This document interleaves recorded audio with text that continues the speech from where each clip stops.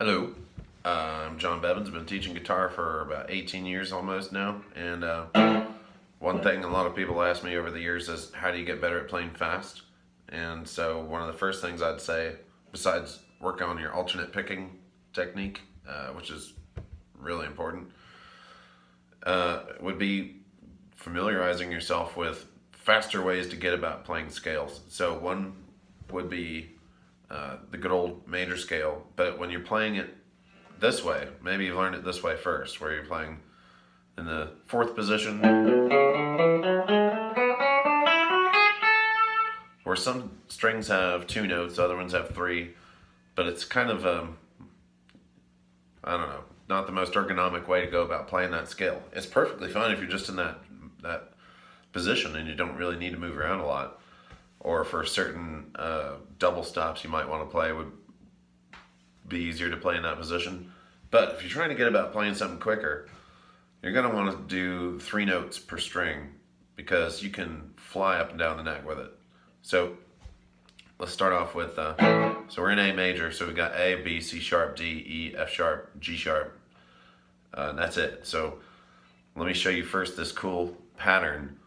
There's only going to be 3 different finger patterns to get about playing actually just a little bit above 2 full octaves. So for the first 2 strings, the E and the A, first strings we're going to start off with, we'll be using the index finger on the 5th fret, middle finger on the 7th, pinky finger on the 9th, and you want to keep your thumb kind of behind your middle finger if you're not used to this sort of stretch.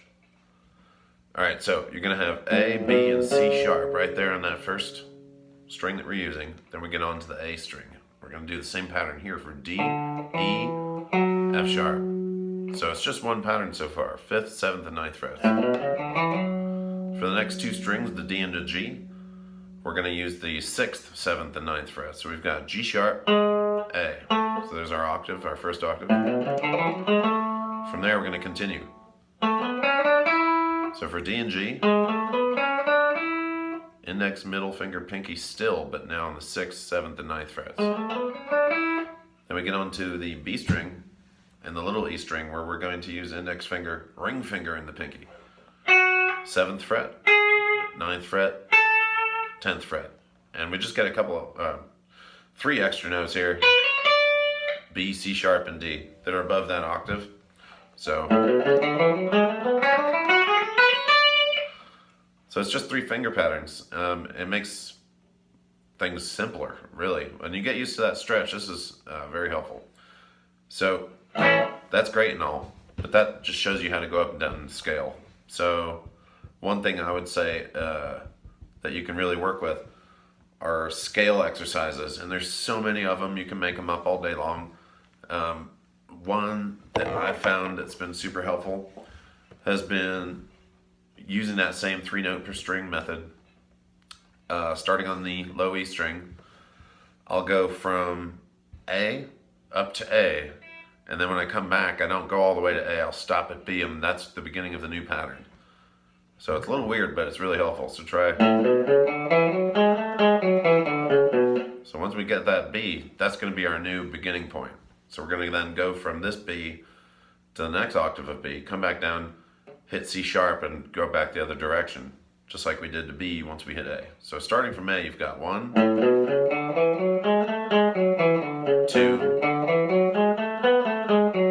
3, 4, 5, 6, 7, root. Now, you can continue going, but this one really works well going from octave to octave. So once you get up to that middle octave of A here, and you're topping out up here, what I'll do is once I hit that high A, I'll turn back around like this.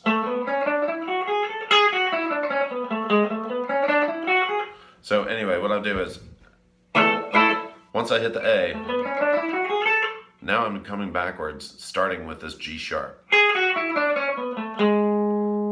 And now I'm doing the opposite of what I did before. So coming down all the way from the root to the next root.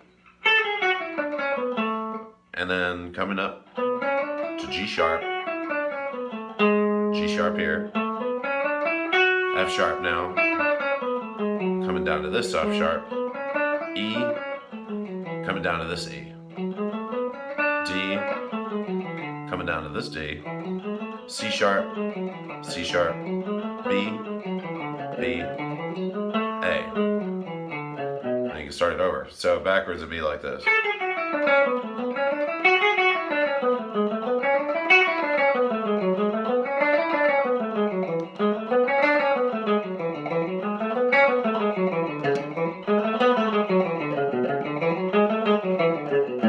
Now you can go as fast or slow as you want with it, but I'd say starting off with it slow is definitely easier because then you get the hang of it because it's an odd number of notes in the pattern. A little bit weird. One that's easier is leapfrogging your notes. That's one little silly nickname. So basically this would be, instead of going straight up, your scale here, you'd be hopping around. So we'd go from the first note to the third, to the second note, to the fourth, third to the fifth, fourth to the sixth, fifth to the seventh, sixth to the root, seventh up to the ninth, root to the third, and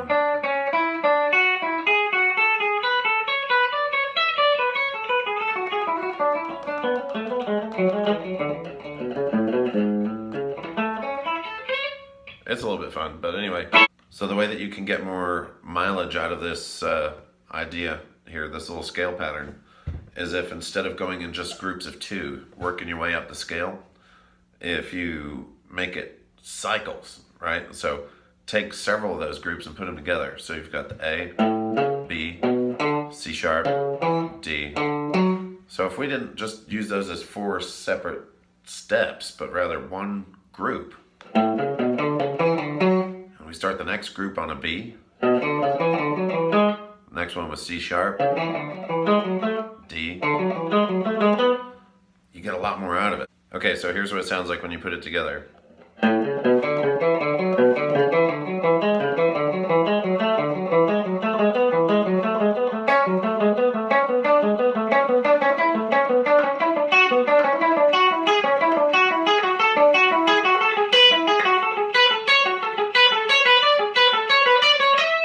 So it's going to be a little bit hard to continue at this point on just the one string. It's easier to just take this opportunity to turn backwards. So after you've gotten up there with,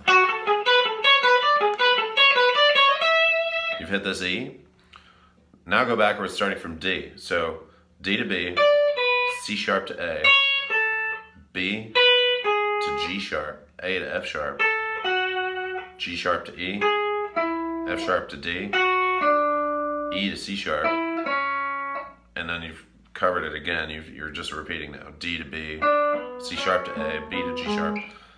So let's take another look at something I did there when I put the whole pattern together, starting from A. So you're not going to run into many tricky finger positions here. There's going to be some. But where it really starts to get weird is when you transition from the G to the B string. So after you've done all this stuff, you're all still playing in position. You're not really like having to hop around or figure out a way to maneuver in a weird fretting situation. Not so much.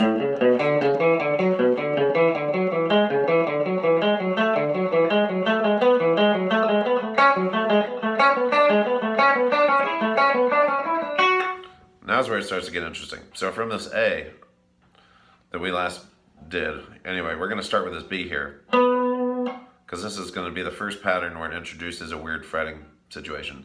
So you've got B with the pinky, D with the middle finger, C sharp with your index finger, E with the pinky. So here's the interesting part. Bring your index finger up to grab that D note and then F sharp. We're going to fret with the tip of the finger for a D, roll over to the flatter part, the pad of your finger for F sharp. Same idea with the ring finger to play E and G sharp. After that, it becomes a little easier. From this B, that's where I would take the opportunity to jump up to the next position. So you're in 6th position here. 7th now. You can grab that backwards to grab that C sharp to begin the next pattern after the B. D.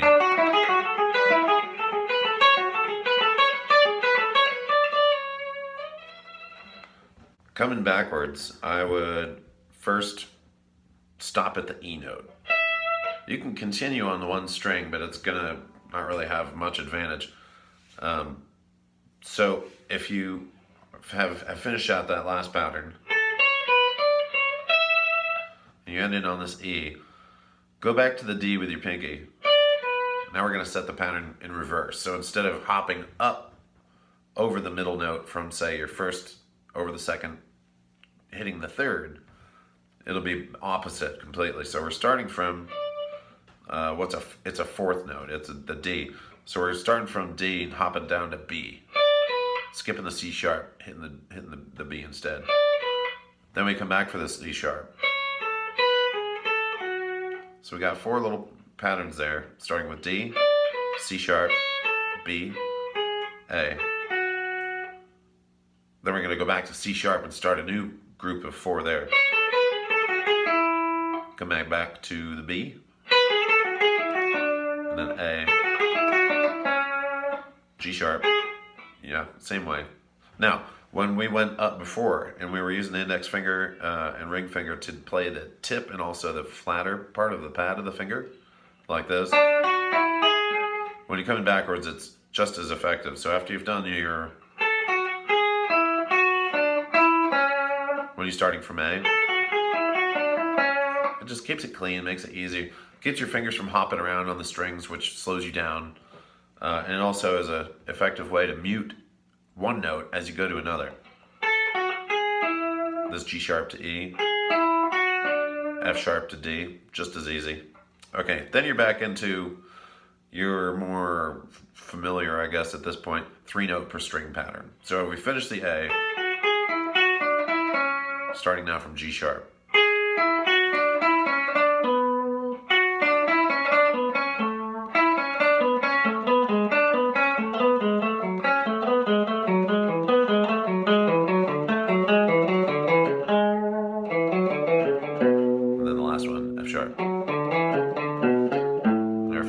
Extra, you can. Just come down and grab that G sharp. At that point you can start it over again, going back up. So these scale exercises are not necessarily the easiest or most basic, but they're super helpful. I can do a different video showing more simple ones at a different point. But get your metronome out, set it to a low speed, something like 50 beats per minute. Go through these things, just get familiar with them until it feels easy. Then crank up the dial a little bit each time you go, just trying a little faster as you go. But that's the way you get the most benefit. That's how you can really get to playing quickly, but playing clean. So if you're not just playing fast noise, I mean, just doing that isn't all that impressive. But if you're playing really quick and it's very clean, you can hear every single pick attack, you hear every single note. It's way more impressive. It's easier on the ears. Your friends will think you're cooler. You'll get a girlfriend maybe, or a boyfriend. I don't know what you're into. But get your guitar out, man. Practice it up a bit.